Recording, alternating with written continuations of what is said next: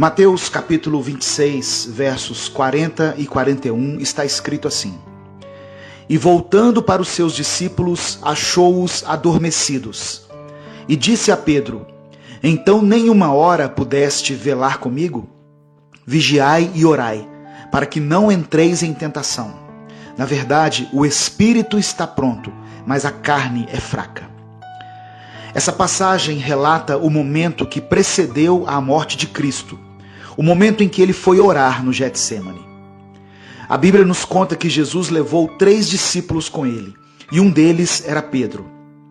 Jesus estava aflito, pois mesmo sendo filho de Deus, a sua condição humana temia o que estava por vir, pois ele experimentaria o cálice da ira de Deus. Então ele pede para seus discípulos ficarem ali e orarem por ele. Quando ele volta, os discípulos estão dormindo. Porém, quando Jesus vai repreendê-los pela atitude, ele dirige a palavra primeiramente a Pedro. Você já parou para pensar o porquê disso? Pedro era uma pessoa fervorosa, muito impulsivo, sempre se declarando a Jesus e jurando que estaria sempre ao lado dele. Talvez por isso a indignação com Pedro, pois Jesus contava com ele. E mesmo sabendo que Pedro o negaria, Jesus também sabia que Pedro havia sido escolhido pelo Senhor para pregar o Evangelho.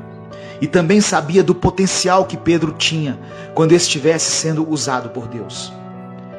Nós sempre usamos a frase, Deus não precisa da gente, numa tentativa de mostrar o quão poderoso e suficiente Ele é. Mas muitas vezes essa frase apenas revela o quão negligentes nós somos em relação às responsabilidades que Deus nos deixou. Deus não precisava ter feito nada do que Ele fez, nem ao menos precisava ter criado o mundo, porém Ele quis fazer assim. Entende que o precisar é uma condição nossa e o querer é uma condição dele? Deus não precisa que você o adore, que você revele a glória dele ou que você ame o seu próximo, mas Ele quer que você faça isso. É a vontade do Senhor. Então podemos parar de repetir que Deus não precisa de nós